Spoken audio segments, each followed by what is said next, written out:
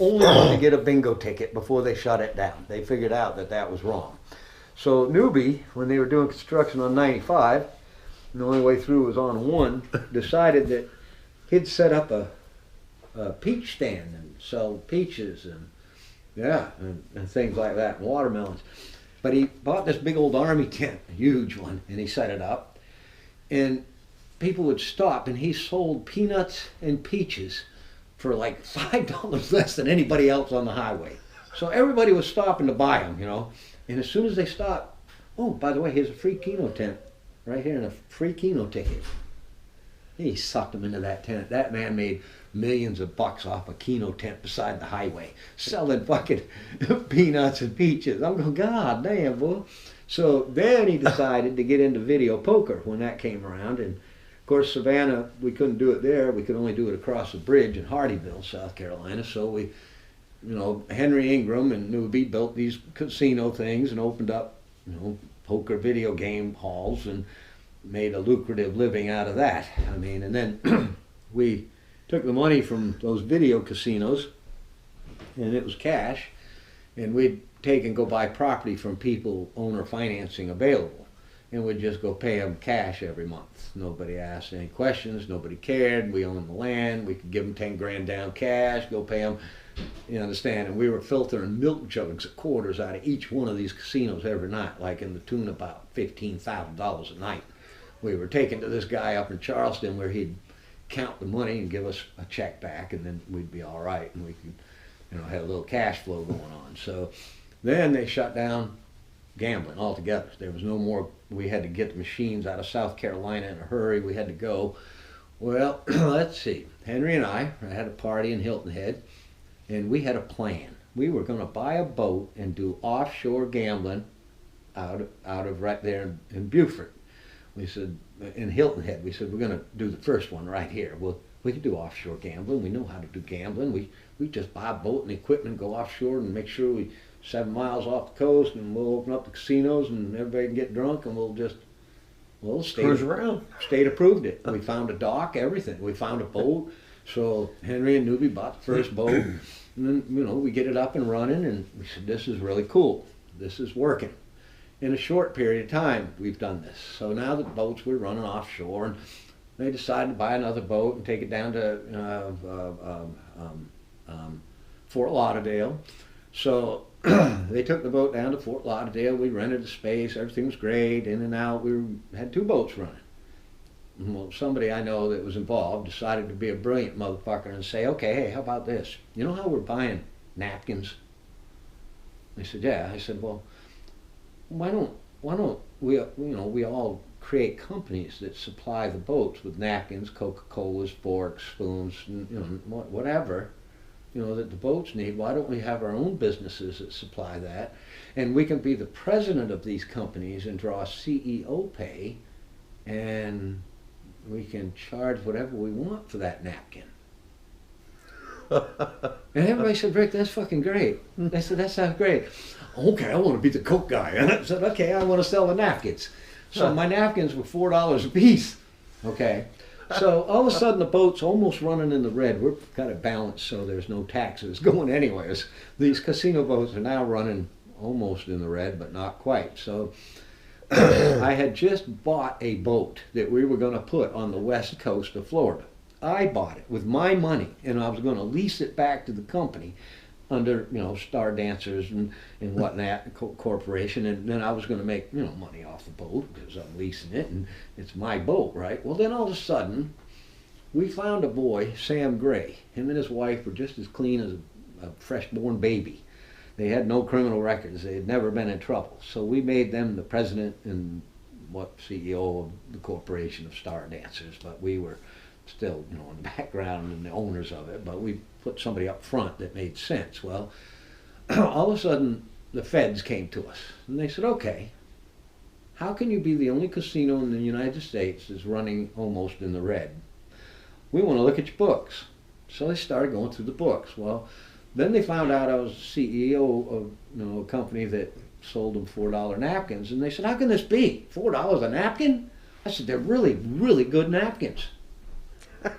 And I said, I can't help it if the procurer of the company is a bad choice. I don't know what to tell you.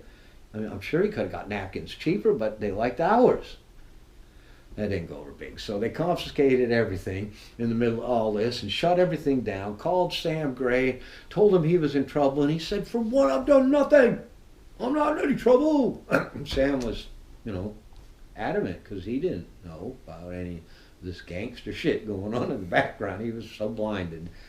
I mean, because he was getting paid really well. So now that I'm being told that they're going to go down, the government seizes everything but continues the operations. In other words, the boats are still running. No longer is Sam Gray in charge or anybody else. The feds are in charge until they're done with their investigation. They didn't just shut it all down. So my boat's running out of over there on the west coast of Florida, and I heard that they were going to confiscate that boat because it was the only boat that wasn't leased. It was actually owned by somebody and then leased to the company. I was involved with the company enough where they were going to take my boat. The other two leased boats that we had weren't going to get affected. They were going to give back to the people that owned it. But because my name was on that one, they were going to confiscate that boat. I said, you motherfuckers. I said, hell no. So I took a bunch of framing crew boys with me. We went down to St. Augustine area where the boat was, and I waited for it to come back in on its nightly run. It was about 1 o'clock in the morning. And I boarded the vessel, and I went up in the wheelhouse. I said, Skipper, I said, I'm relieving of you of your command. I said, you can go home now. Who are you? I said, I'm the owner of the boat, and I'm telling you, you're going to get off my fucking boat. I said, you are no longer the captain of this boat. Oh, you can't do this. I said, yeah, I can. And I'd already called the cops and told them I was doing a repossession of my boat. So, it didn't matter who called the cops. They knew I was there repossessing the owner's boat. So we took the boat, and we that night we slung up the coast until we found a little place that we could pull up in with the boat. And it was so funny because it was just a little dock off the main bay, kind of. And it was like a 5-story townhome condominium thing there, and we were at their dock. There wasn't any other boats there. The next morning I had 10 U-Hauls and 50 men out there, and we were unloading liquors and poker tables and video games, and we cleaned that boat off in those fucking U-Haul trucks. As the people were leaning on the rails looking at the boat being unloaded like, what the fuck? I mean, they didn't understand, So we unloaded the boat. I backed the boat up. 2 boys followed me in another boat. I went out there and ignited about 19 pounds of Simtech in the side of the hull at the bottom. And that boat went down in 9 miles of water, never to be seen again. I wasn't about to give that fucking boat to the feds. So I sunk it. Yeah. Off the coast? Oh, yeah. And if you look online right now, it's what happened to the casino boat?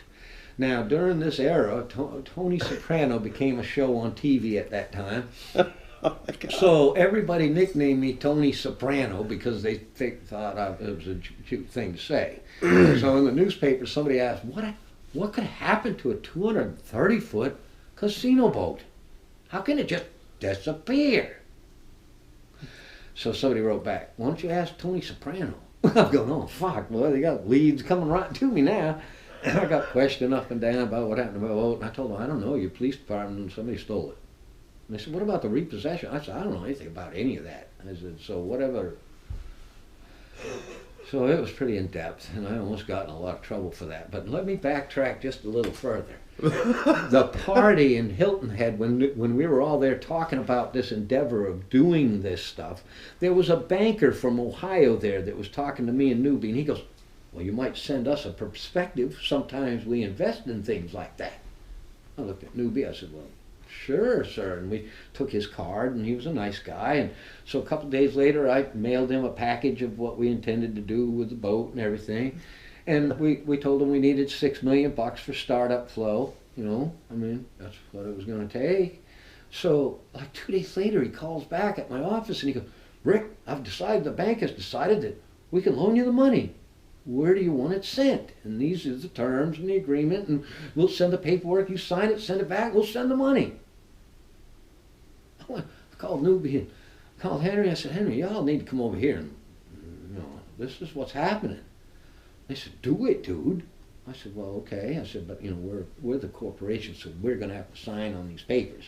So we all signed on the papers, mailed it back. He called me up and said, where do you want the money? Boom, the money was sent. Boom, we made payments every month on that money.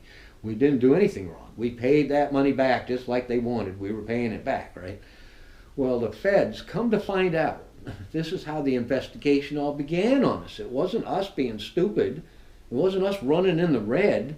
It was the banker got arrested for embezzlement of his own bank of like $300 million that he'd taken from his own bank and was having us send the money to the Cayman banks, and it was going directly to his account. So the crooked banker is what fucked us. It wasn't us.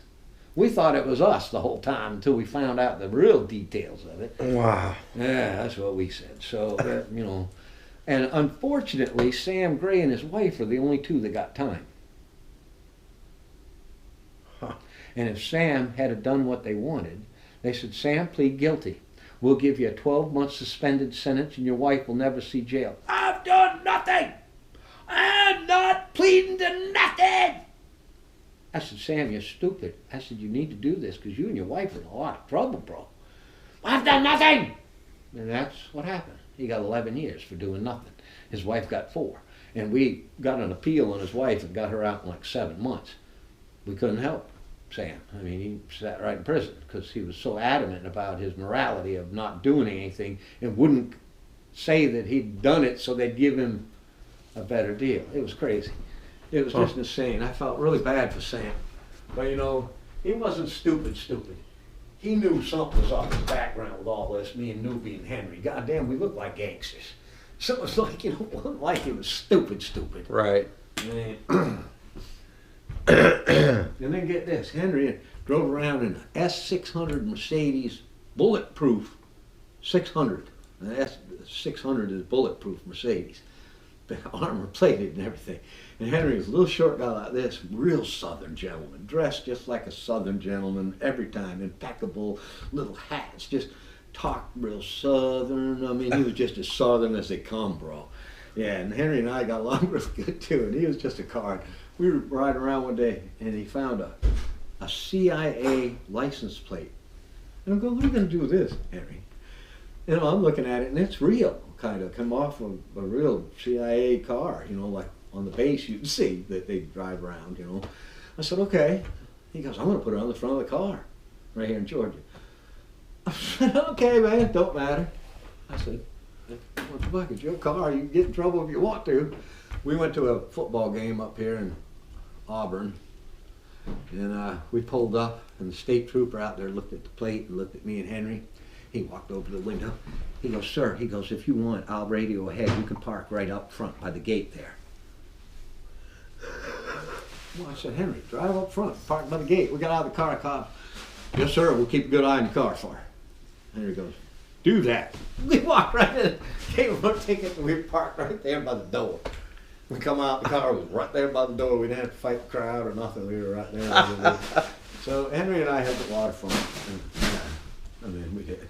Angel, what are you doing and what can I do to help you? I'm just putting a trash bag in here. So the adventures of the Dixie Mafia and Rick took off. Yeah. And then when I went to federal prison, I'm Rick. When I got in there, I met these interesting people. I mean, like, just real gangsters, the Gambino brothers. Or, I mean, like, yeah. I mean, delivered a message to John Gotti from the boys in New York City at the federal prison there. I mean, it was like really interesting to get to know some of these fellas, because these guys were nuts too. But Newby, he took it to another level, bro. Yeah, in Colombia, if you didn't deal his dope, you did not deal. He'd send his boys in and they'd take your couch, your wife, your kids, your car. He'd take it all. He'd say, fuck you, you're not dealing my dope? You're not dealing, bro. And they'd do it standing up to their faces. These people bowed down to that man. He had a lot of respect. Wow. Yeah.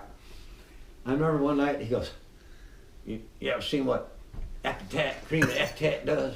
I said, what is that, Epitat? He goes, watch this. He goes, this some big kid owes me some money.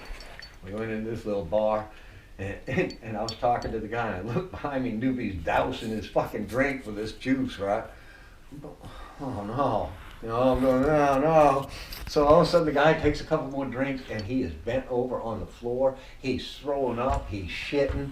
I mean, he's doing it all at the same time. And Newby grabbed me by his hair and he said, "Boy, you owe me some money."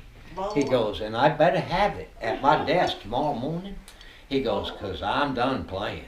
And he put his head down, he goes, "Come on, Rick, let's go." I said, "What is that shit?" He goes, "That's epithet." He goes, "Tough shit, isn't it?" I said, "God damn, dude, you gotta kill that boy." I mean, I've never seen anybody shit and throw up all at the same time, uncontrollably. That stuff was tough. Epiccat. Yeah, that stuff was tough. Yeah, that was Newby. Yeah. Oh. When I think about him, I swear you'd just never, you'd never know it. No, and you'd never know him and I could have been such good friends because we were so different, but we were. Yeah. Yeah. So I actually got put in a prison where he was at for a time. So Newby and we got to run a poker game in the federal prison, and I mean, it was a high stake motherfucker. I mean, Newby funded it, and it was like they'd lose 40 grand sitting there in a federal prison playing poker, bro. Yeah, and then Newby's boys would go gather the money up that was owed, and we ran a high stakes poker game in there the whole time we were there, because these drug smugglers and gangsters all had millions of dollars. So Newby figured he'd get rich while he was sitting in prison. Nothing, never a day gone by. But the great thing is his wife, she had a very good job. Right, and then Very good job. but wait, now while And benefits Newby and and- I are in prison, and he has me draw up a blueprint to build his son's house, and him and I built Carlton's house down the street there while we were sitting in a prison cell. So it was, I mean, it was a lot of fun. I mean, loved him to death. And I hate that he's died, but you know, you live and you die.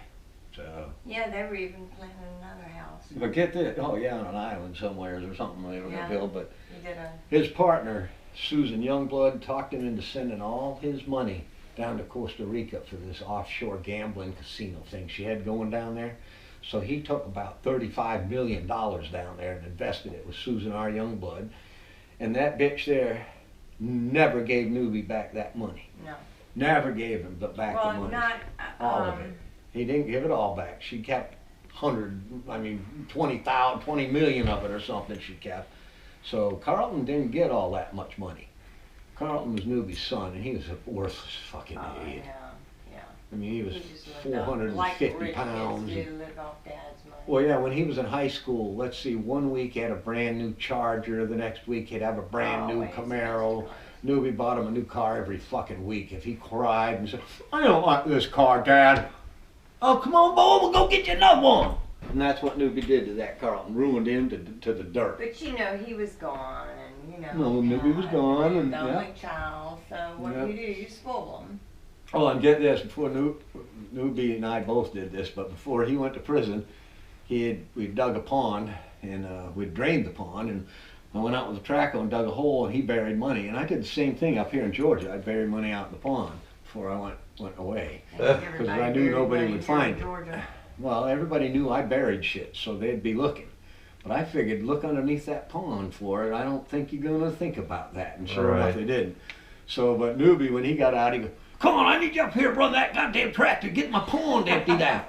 I said, "Okay." So I emptied the pond out, and he goes, "Well, get out there." I said, "I can't get out there, Newby. It's too boggy. I can't get down to there." I said, "It's got to dry a minute." I said, "Let it drain out." Just look. He was so impatient. We uncovered 2 igloo coolers. He had about $8 million stuffed in them. He goes, yeah, that's good. By the time we got him, but I mean, Newby was crazy. Him and I did a lot of stupid shit, and we flew together and did just crazy stuff. I mean, it was like, one night I was with him down at Fort Lauderdale, and they had a party on a boat, and I helped set the back deck of the chairs out there. I said, "How many people's gonna be here, Newby?" He said, 14. I said, "Okay," so I'm putting the chairs around the back of the deck like he wanted me to do on a rented boat.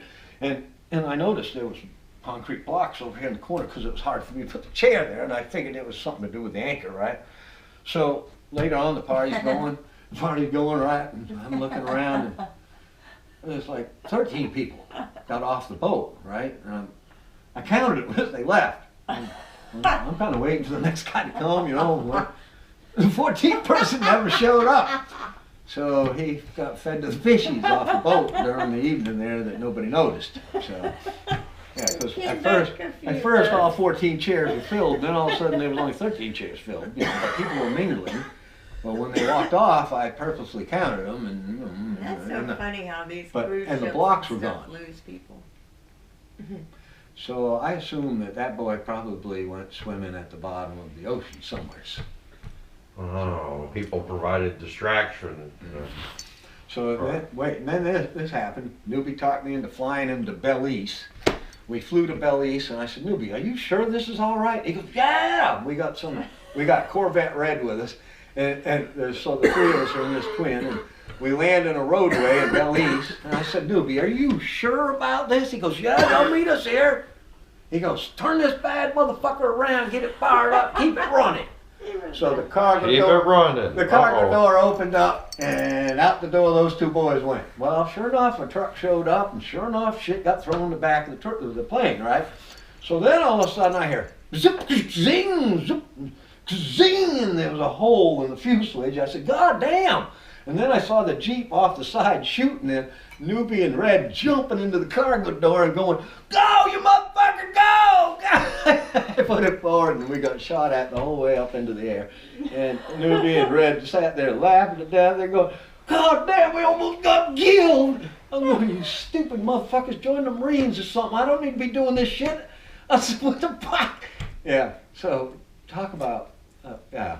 I mean, Yeah, you trying to and then I watched them keep take a them man. reined in was, Wait, I watched them take a man by the arm and the leg and feed it into a 404 turboprop. The head went patunk and went doom and rolled Yeah. across the snow on the runway. Yeah, I was so fucking pissed. I shut the plane down. No, I said, yeah, you just fucked up the prop. I said, and the windshield was all red with the blood. So I pulled the guy's Mercedes around, stood on the roof of it, and wiped the blood off the windscreen. They said, well, wash the plane when we get back to the other hangar. I said, God damn, you fucking guys are gonna kill me here, boy. This is nuts. You guys are crazy, man. I mean, they just got off the plane talking to the guy. A couple seconds later, they grabbed him by the arm, like, boom, and put him right in the prop. I said, fuck! everything was subject to change momentarily. Wow. These boys were crazy, No bro. joke. Yeah. But everybody felt threatened around Newby, and fuck no, man. I went to his house and made myself at home. Yeah. I mean, because we were pals. I mean, it wasn't just half stepping, and he didn't impress me. I just liked him. Right? You know what I mean? It wasn't like I was ooh and ah, and what I'd already done worse than what he'd done. So, He was just a real simple man. yeah. I mean, he really was. His daddy was a horseshoer, and they grew up in a little log cabin up there in Lexington, South Carolina. And he went to school with a guy on Pawn Stars, Yeah, the old man on the old man on Stars. Pawn Stars that owned the store. Oh, yeah. They were good friends. They were good friends and went to school together. And they Oh. kind of looked alike. Yeah, they kind of Truthfully. talk and act alike, too. Yeah. It was like they were all Big, cocky guys. and had an attitude, and yeah, like, yeah, Huh. funny. Oh, well. just old Southern. Wow. So there's part of the story. Crazy, huh? Part of the story crazy. Yeah, everybody thinks my life was easy. Not a minute of it. No. But, No, but I mean, but easy come, easy go. I've lost everything more than twice. I mean, just everything. Just at a snap of a button or a roll of the dice or